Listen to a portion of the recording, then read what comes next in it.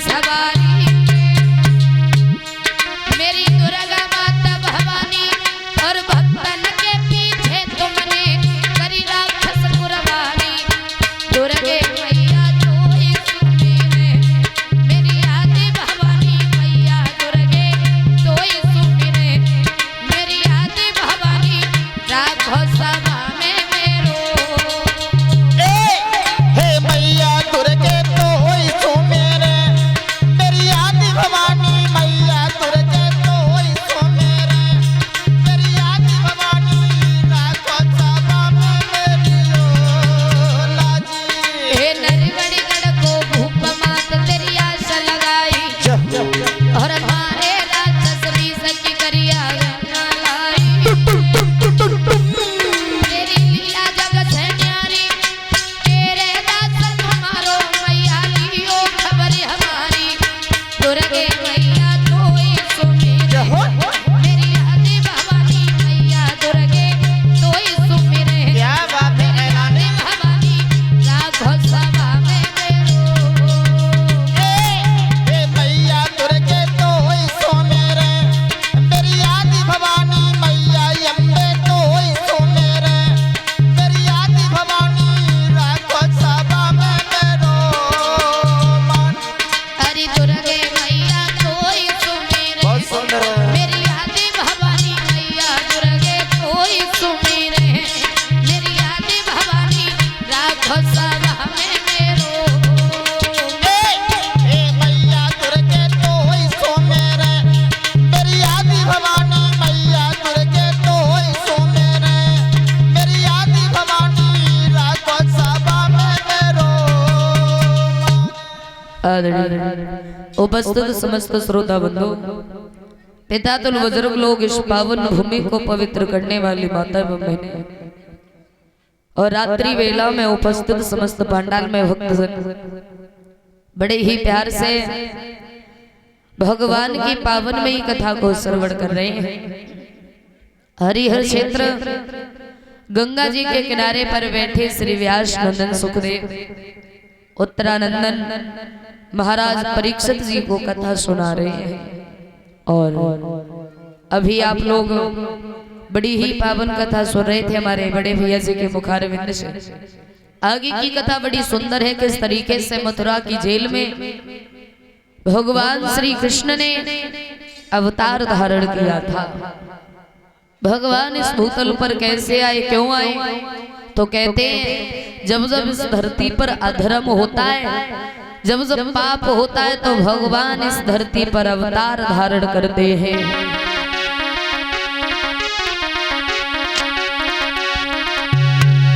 कि जब जब होई और धर्म की हानि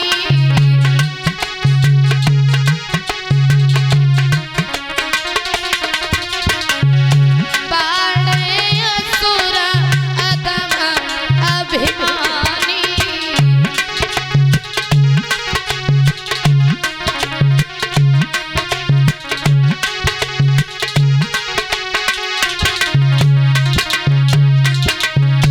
जब जब होए धर्म की हानि बाढ़े असुर अदम अभिमानी। तब तब धरि प्रभु विविध शरीरा हरे नाथ संकट सम पीड़ा। जब जब इस धरती पर अधर्म होता है, इस धरती पर पाप होता है, भगवान के भक्तों पर अत्याचार होता है, तो भगवान इस धरती पर अवतार धारण करते हैं। मथुरा में एक बड़े ही सुंदर राजा राज्य करते थे जिनका नाम था महाराज उग्रसेन। महाराज के घर पत्नी थी जिनका नाम था महारानी पवन रेखा। कहते हैं इस दुनिया में भगवान ने सर्व सुख तो किसी को नहीं दिया। अगर किसी के पास में भूख है तो उसके पास भोजन नहीं है तो इस बात से दुखी है, और किसी को भूख है तो उसके पास खाने के लिए भोजन नहीं है। किसी को भूख है तो उसके पास खाने के लिए भोजन नहीं है तो वो इस बात से दुखी है। और किसी के पास भोजन है पर उसे भूख नहीं है तो वो इस बात से ही दुखी है। काऊ के अगर संतान है तो वो संतान से दुखी है। अगर घर में बच्चे हो माँ पिता को ज्यादा परेशान करें तो कहा कहते हैं जो औलाद होने जीवन दे रही है तो वे बच्चन से ही दुखी। और किसी के घर अगर बच्चे नहीं है तो वे इस बात से दुखी। और सुखी तो इस दुनिया में कोई है ही नहीं, कोई सुखी नहीं है। आप कभी बाजार जाना और वो कहते हैं कि बाजार में तो बहुत से अजनबी लोग मिलते हैं, हर कोई जान पहचान का नहीं होता है। तो किसी के पास 1 मिनट तक खड़े होना और पूछना भैया और ठीक तो बोलेंगे बस ठीक है, बस थोड़ी सी परेशानी।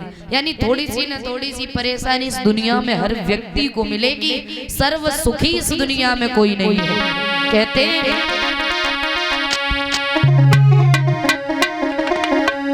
कि मैंने जग की अजब तस्वीर देखी और एक हंसता है 10 रोते।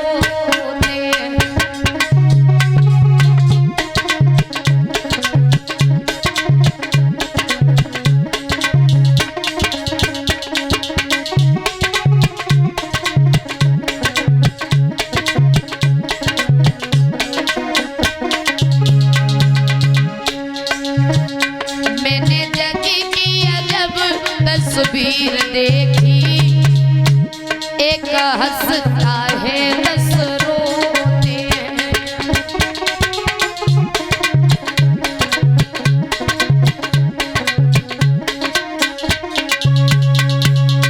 यानी एक हंसता है और 10 रोते हैं। सुखी इस दुनिया में कोई नहीं है। अरे गरीब कहता है कि धनवान सुखी होगा, धनवान कहता है राजा सुखी होगा, राजा कहते हैं महाराजा सुखी होगा, लेकिन सुखी कोई नहीं है भैया। कहते हैं अरे दीन कहे धनवान सुखी और धनवान कहे सुख राजा को मारी।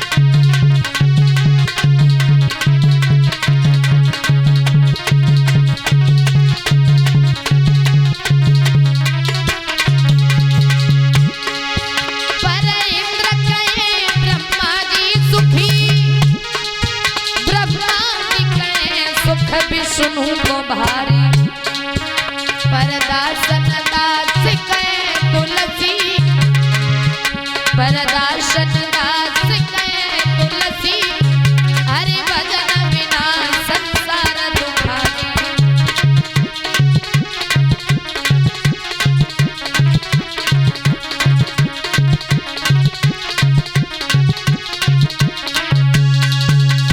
कोई सुखी नहीं है, महाराज को भी दुख था। उनकी पत्नी महारानी पवन रेखा आंगन में बैठ के रोने लगी, मन में विचार करती है भगवान अरे घर में किसी भी चीज की कमी नहीं, अगर कमी है तो सिर्फ एक संतान की कमी है।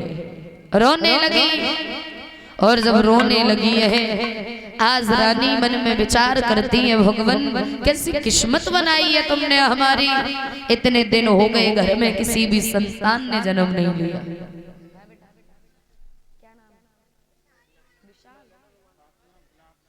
और ये छोटा सा बच्चा विशाल सुपुत्र गुलाब सिंह, ये गुलाब सिंह जी के सुपुत्र की तरफ से 11 रुपए हमारे पास आए। ये कामना करेंगे भगवान कन्हैया छोटे भाई के जीवन में सुख शांति बनाए रखे, कामना आकांक्षा है गोविंद भगवान से। इधर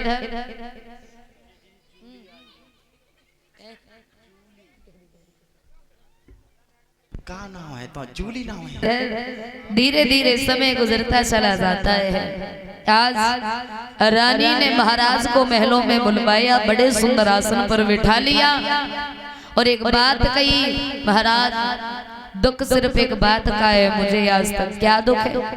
रानी ने रो के जवाब दिया, महाराज दुख इस बात का है कि घर में किसी संतान ने जन्म नहीं लिया। और एक बात सुनो हमारे,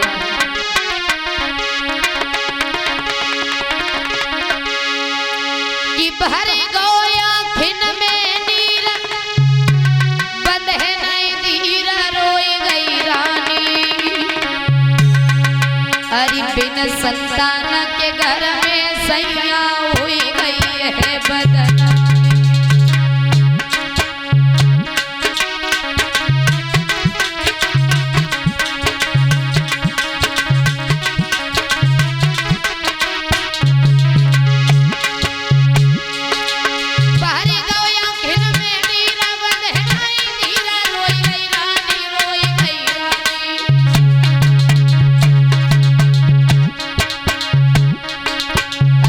संतान के घर में सैया हुई गई है एक करे कि जाए कि ने सुनाई जमन की कहा। और इतनी कही के रोने लगी मारा।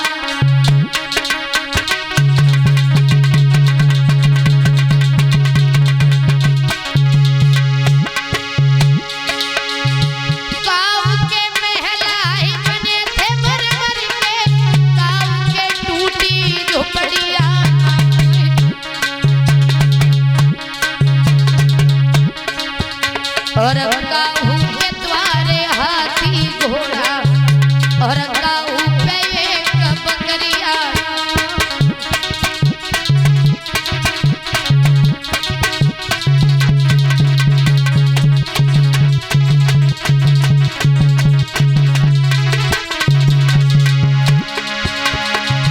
अरे काहू के दौलत भरी घर भर के काहू पे कानी पौड़िया।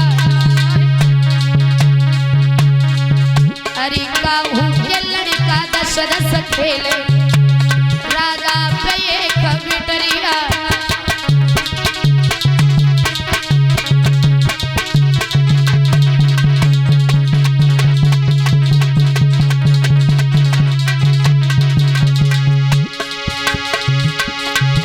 अरे हो नारी तो ही घेर रही है जो मालिक ने लिखी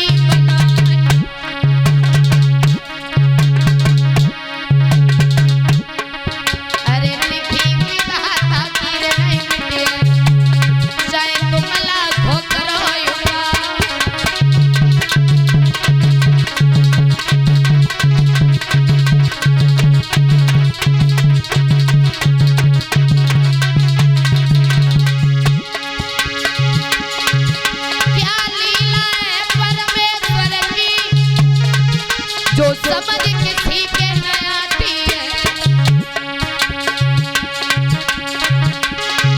क्या लीला है परमेश्वर की, हर सुख किसी को न देखा है।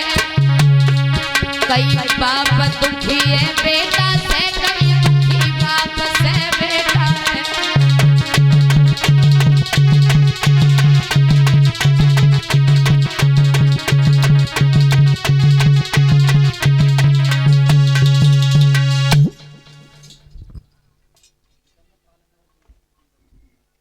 और ये 50 रुपए से हमारे मामा जी को सम्मानित कर रहे हैं श्रीमान जितेंद्र भैया जी की तरफ से। इसी गांव तालिब नगर के रहने वाले। बोलिए कन्हैया लाल की जय हो। इधर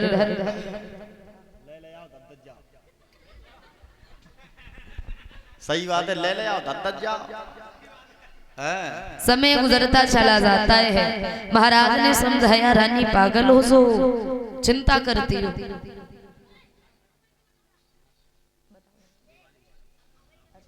ओके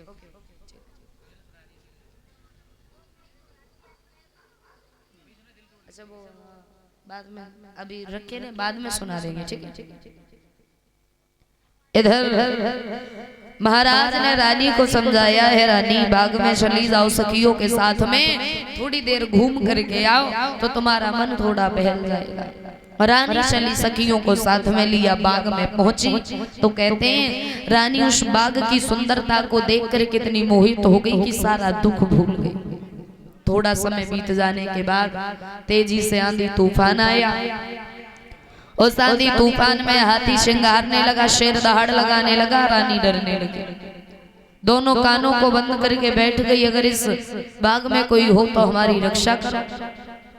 उस बाग में और तो कोई नहीं रहता था, एक दुर्मिलक नाम का राक्षस रहता था। उसने अपने मन में विचार किया कि रानी बहुत सुंदर है और मैं इसके साथ में छल करना चाहता हूँ। महाराज उग्रसेन का रूप धारण किया, रानी के सामने गया। उस दुष्ट ने रानी के पतिव्रत धर्म को नष्ट कर दिया।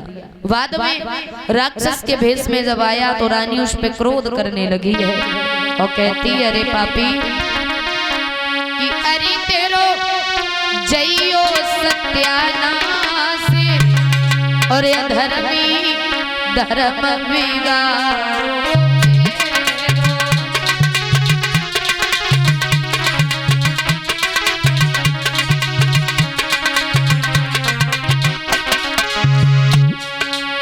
अरे तेरो हुइयो सत्यानाश अधर्मी धर्म बिगाड़ो।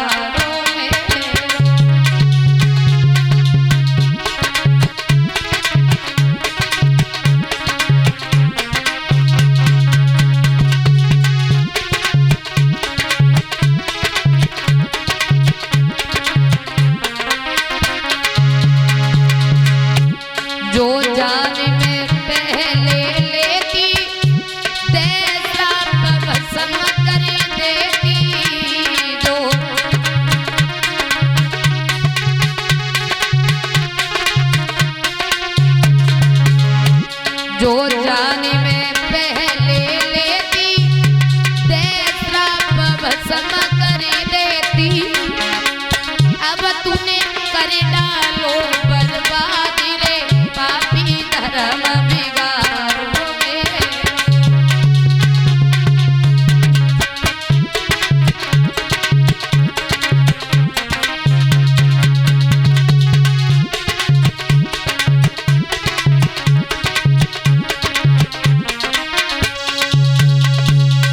वो दुष्ट कहने लगा, रानी दिन रात घर में रोती रहती थी, कोई संतान नहीं है, संतान नहीं है, जाओ ऐसी संतान होगी। रानी क्रोध में आके बोली, तेरे जैसी राक्षस होगी। बोला मेरे जैसा योद्धा होगा, लेकिन याद रहे उससे कोई जीत नहीं पाएगा।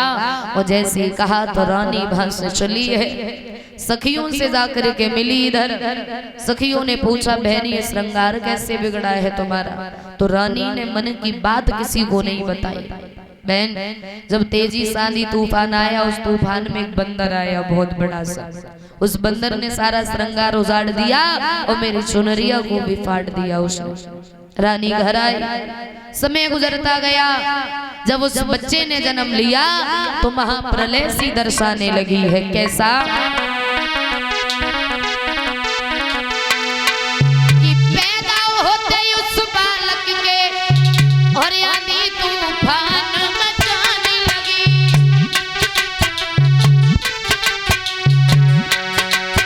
बिजली तड़पी आकाश हिलाए और महाप्रलय दर्शाने लगी।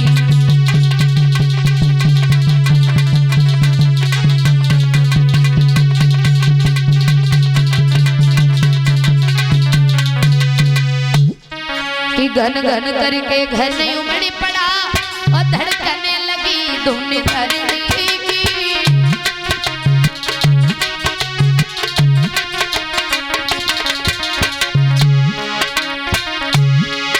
घन घन करके घर नहीं उमड़ पड़ा, धड़कने लगी धुन धरती की। आ गया यो बाल तालाबों में, हिल गई थी पारी यमुना।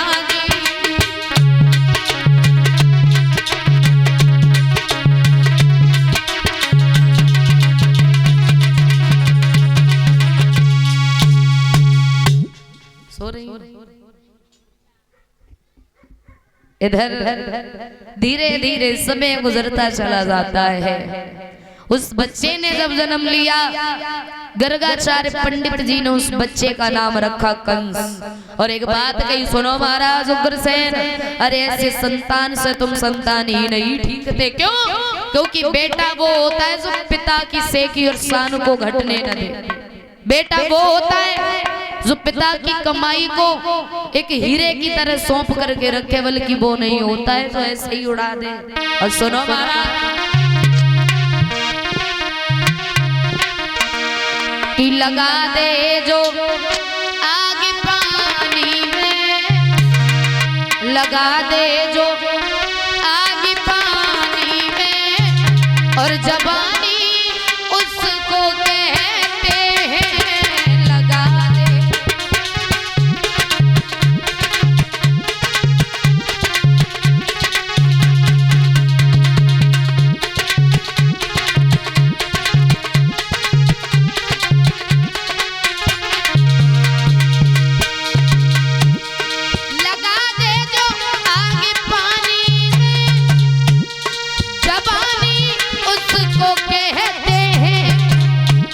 लुटा दे जो